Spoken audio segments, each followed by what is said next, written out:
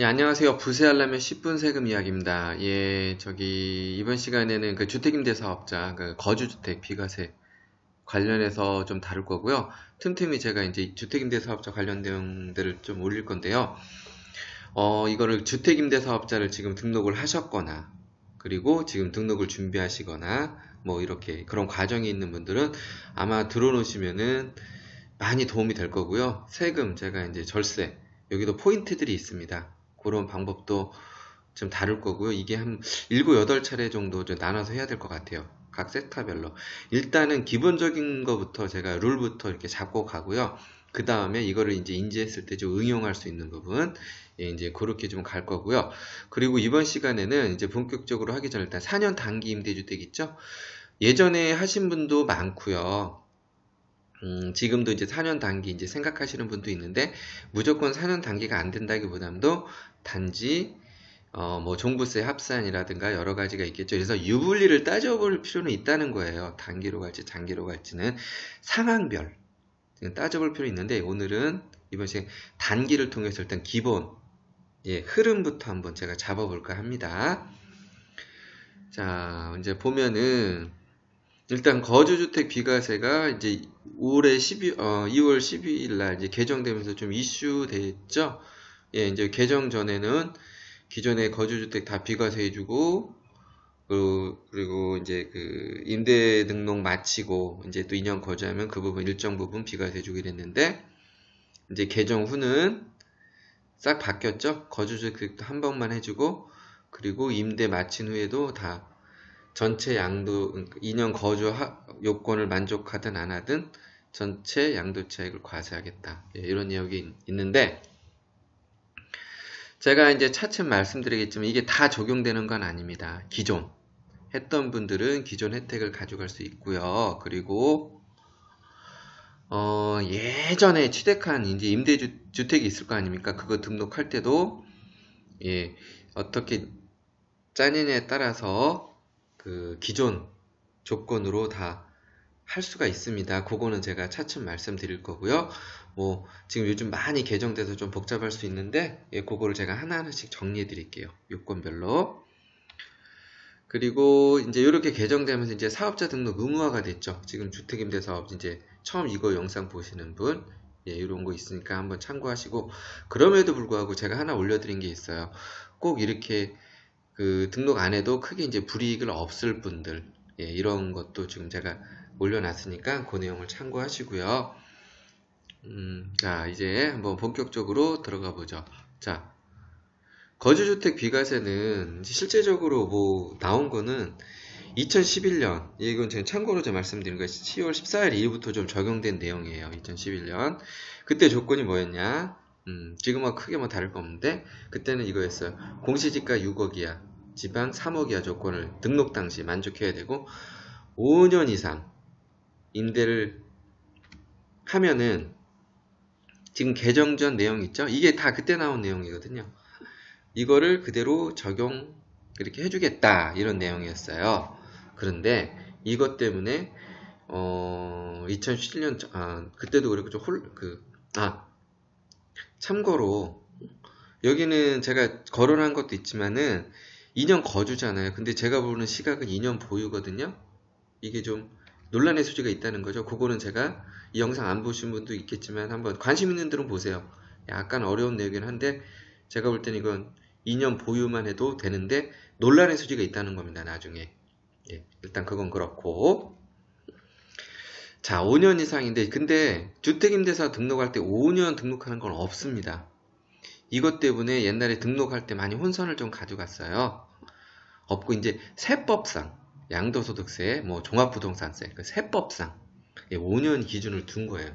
소위 말하는 그러니까 쉽게 해석하면 그냥 지금 장기 임대주택이다. 그냥 5년 이상 하는 거. 그런데 4년 하는 거를 단기라고 명령을 했죠. 아니 명칭을 했죠. 4년 단기.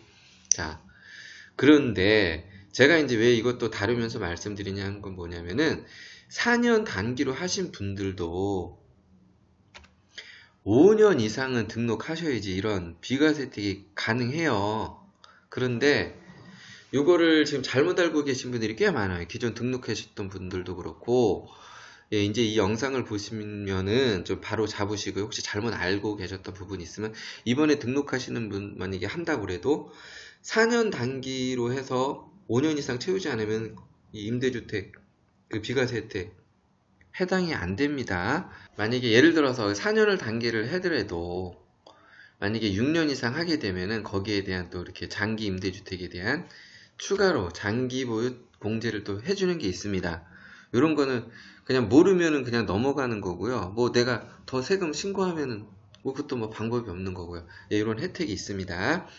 나중에 그 중공공 85제곱미터 이하 그 8년 이상 10년 그거랑 이건 좀 다른 내용입니다. 요건 이제 계속 듣다 보시면은 요거 아실 수 있고요. 4년 단계나 예전에 이제 임대주택 등록하신 분들 요런 혜택이 있으니까 요런 거 꼭 챙기시라고 제가 이제 말씀드리는 거고요. 그리고 제가 이제 이거 거주 요건하고 이제 뭐 아이고 그게 그거 아니냐 별거라고 생각할 수 있지만 좀 차이 있습니다. 거주 요건은 원칙은 세대 전원이 거주를 해야 되는 거예요. 근데 보유 요건만 있으면 굳이 거주 안 해도 비과세 혜택을 준다는 거죠. 그런데 뭐 이제 오피스텔이나 이런 거 했던 분들도 있고 그래서 이걸 혜택을 보려고 하면은 거기에 과연 세대 전원이 다 거주를 할 수 있느냐 그것도 좀 따져봐야 될 부분이고요. 그래서 여기에는 좀 큰 양도 차익이 좀 많게 되면은 좀 적지 않은 양도세 부담이 왔다 갔다 한다는 거죠. 그래서 제가 논란의 소지 좀 있다고 좀 보는 거고요. 제 입장은 아직도 2년 보유 조건만 만족하면 될 거라는 겁니다. 이건 제 입장입니다. 지금 견해. 자, 이제 예로 한번 볼게요. 야, 이제 그 두 주택을 가지고 있는 분이 있는 거예요. 이분은 이제 일시적 조건도 안 되고 어차피 하나를 팔면은 양도세를 부담해야 돼요. 조정 대상 지역에 해당할 수도 있고 그러다 보니까 이제 주택임대 사업을 좀 고려하게 됐죠. 그래서 자, 요 하나의 B주택을 4년 단기로 이분은 단기로 했다는 가정입니다. 옛날에 이렇게 하셨던 분들 많아요. 최근에도 이렇게 하시는 분들. 자, 4년 단기로 이제 등록을 한 거예요. 그리고 요 A주택 있죠? 요 놈을 그 등록한 상태에서 그 일단 2년 거주한 뒤에 예, 거주주택 비과세를 이제 받았다는 겁니다. 예, 받았어요. 이제 되니까 어쨌든 4년 단기로. 근데 이분이 원래 제가 말씀드렸던 단기로 해도 5년 이상은 하셔야 된다고. 그런데 제가 가정을 이분은 5년 이상 몰라셨던 거죠. 그냥 단기 해도 거주주택 비과세 되는지 이런 분들 좀 많이 있습니다. 아직도. 하고 이거를 비과세 혜택을 받았고 이제 이렇게 진행을 했던 거죠. 계속. 그러면은 자, 이분은 5년은 채우지 않았죠. 예, 이거 의무기간 묻힌 거죠. 이거를 묻힌 그러니까 그 4년 단기 의무가 아니라 양도세 비과세에 대한 5년 이상 이걸 묻힌 거예요. 그럼 채우지 않을 때는 세법에는 뭐라고 나와 있냐면 이렇게 채우지 못했을 때는 그 사유 발생일부터 2개월 이내 신고 납부하라고 돼 있어요. 근데 이분이 어쨌든 신고하고 누구도 이런 거 뭐 얘기가 안 되면은 아직도 이거 지금 예 어쨌든 신고 납부기 안 하게 되면은 그냥 넘어갈 수 있겠죠. 근데 이게 뭐 바로 나오냐? 분명히 나중에 뭐 나올 수 있어 이게. 그럴 때는 뭐냐면은 요 당시 양도세 세금 추징은 물론 2개월 이내 신고 납부하라고 했죠. 예, 신고 불성실 가산세, 납부 불성실 가산세 가장 나옵니다. 자, 그런데 더 이제 우려스러운 거는 요겁니다. 요 해당하는 분이 조정 대상 지역에서 요거를 매도했다고 한번 가정을 할게요. 그러면은 소위 말하면 이게 양도세 폭탄이 되는 겁니다. 폭탄. 기존에 받았던 거 있죠? 중과 적용이거든요. 양도 차익이 좀 많았다. 뭐 3, 4억 정도만 많았다. 이러면은 거의 반 이상을 양도세로 내야 될 상황까지 갑니다. 제가 이 조정 대상 지역 관련해서 그냥 일반 세율 할 때랑 그 중과 2주택 중과랑 3주택 중과 일단 개념만 잡으시라고 제가 한번 이걸 올려드릴게요. 자, 이제 여기서 오케이. 이제 여기까지 인지하셨으면은 이제는 이분이 5년 이상 다 하고 끝났다는 일단 또 가정할게요. 다 끝났어요. 그래서 이거 비과세 받았어요. 오케이, 잘 끝났어요. 그래서 이분이 이제 2년 거주하고, 제가 뭐 2년 보유면 된다는데 지금 세법에 이렇게 나와 있으니까 2년 거주하고, 이거 이제 매도하게 됐어요. 그러면은 거주하게 되면 이 양도 시점부터 예, 그 비과세가 되죠. 예, 비과세 혜택을 이제 받게 되는데, 중요한 거는 요거죠, 이분. 그러면 이 부분 양도세를 내야 될 거 아니에요, 그죠? 그런데 물론 나 이거 뭐 세무사에 뭐 맡기면 돼, 뭐 그러실 수도 있어요. 제가 말씀드리는 거는 요것도 이건 약간은 이제 그 좀 알고 접근하시면은, 제가 이제 제 거 영상 이제 계속 보시다 보면 뒤에 이제 제가 전략이 나와요. 전략. 그 세금 절세. 제가 감히 말씀드리면 이거 몇백, 몇천까지도 왔다 갔다 할 수 있는 부분이 있습니다. 근데 이거를 매번 물어보고 상담받고 저는 계제는 아니라는 거죠. 여러 가지 그 상황에 따라서 전략들이 나올 수 있기 때문에 제가 이제 그런 거를 지금 말씀드리려고 하는 거예요. 그러려면 대충 이게 어느 정도 나올지는 가만히 돼야 되겠죠. 그래서 제가 하여튼 이런 내용도 다 다룰 겁니다. 어느 정도 세법 이제 계상을, 이건 약간 좀 복잡한 식이 있어요. 공시지가 기준으로 좀 안분하고 막 해야 됩니다. 그리고 또한, 자, 4년 단기로 했다고 그래서 만약에 이거 보세요. 5년 했죠. 2년 거주하죠. 만족했죠. 6년 넘었죠. 이분은 이거 매도할 때 양도세가 과세되더라도 6년 이상에 대한 또 장기보유 혜택을 또 플러스 되는 게 있거든요. 자, 그 얘기예요, 제가. 근데 이분이 이거 몰랐다. 모르고 그냥 신고했어요. 자, 근데 제가 뭐라고 그랬죠? 과세당국에서 그거를, 이거 잘못 신고했으니까요. 이거 제대로 다시 신고하고 이거 가져가세요. 이렇게 얘기한다고 그랬어요? 아니라는 겁니다. 아닙니다.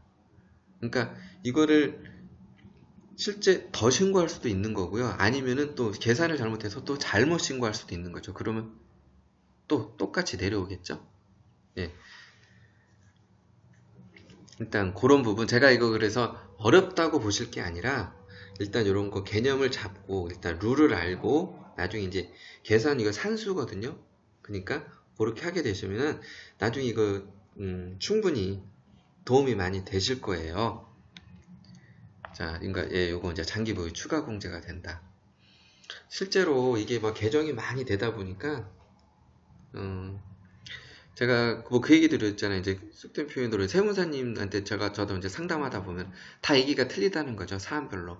예. 그러니까 그런 거 한번 딱 집어서 한번 잘 검토하시고요. 그리고 제가 이거 앞에서 이제 말씀드리는 거예요. 거주주택 비과세 이렇게 이제 원래 조건이 있었는데, 자, 이제 많이 복잡해집니다. 2017년도 8위 대책 조정 대상 지역이 나오면서 양도세 중과 중과 배제니 이제 종부세 합산 배제 이러면서 이런 내용이 임대주택 활성화 방안이라고 이제 나오면서 이제 막 거론이 되기 시작합니다. 이제 임대주택 이제 하게 하고 중과 배제해 주겠다. 그리고 이때 나왔던 게 중과를 배제해 주는데 그 대신 원래는 5년이었는데 이제 8년이야. 이전에 등록하면은 5년이지만 이후에 8년이야. 이제 이런 조건이 나와요. 그리고 나서 이제 좀 그 핵심적인 내용이 나오죠. 9.13 대책 통해서. 이때는 이제 뭐 조정 대상 지역 할 때는 양도세 이제 그 중과 배제 안 해주겠다. 양도세 중과하겠다. 이런 내용 나오죠. 자, 그리고 2019년 올해 이제 2월 12일 날 또 이제 이거 거주주택 있죠. 그리고 여러 가지 또 대책이 나왔죠. 그 종부세 뭐 인상부터 그런 내용부터. 예. 그런데 주택임대사업자 같은 경우는 이 개정 내용으로 다 적용되는 거 아니라는 거예요. 각각 요 시기 있죠. 내가 언제 등록했느냐에 따라서 어떻게 적용받고 지금 다 좀 달라진다는 거예요. 예. 우리 부동산 세금은 제가 한번 영상 올린 것도 일수불태입니다. 한번 해놓은 것에 대해서 다시 빠꾸가 없어요. 되돌릴 수 없고요. 되돌릴 수 없고, 그리고 알고 접근하는 거랑 모르고 접근하는 큰 차이가 있고요. 저는 일단 요렇게 이제 기본적인 개념부터 잡아가고 나중에 응용 단계 들어가고 이제 이런 계산까지 좀 할 수 있는 상황까지 좀 갈 수 있도록 할 거고요. 다시 말씀드리지만 요 시기별로 그 주택임대사업 그 주택을 언제 취득했느냐, 어떻게 등록했느냐에 따라서 다 틀려집니다. 예. 그런 거를 제가 이제 그 케이스별로 이제 절세 방안이라든가 이렇게 좀 그 도움되는 내용 한번 좀 같이 말씀을 좀 드려보도록 하겠습니다. 예, 이번 시간은 여기까지 하고요. 예, 다음 시간에 또 다시 뵙겠습니다. 예, 부세 알람의 10분 세금 이야기였습니다.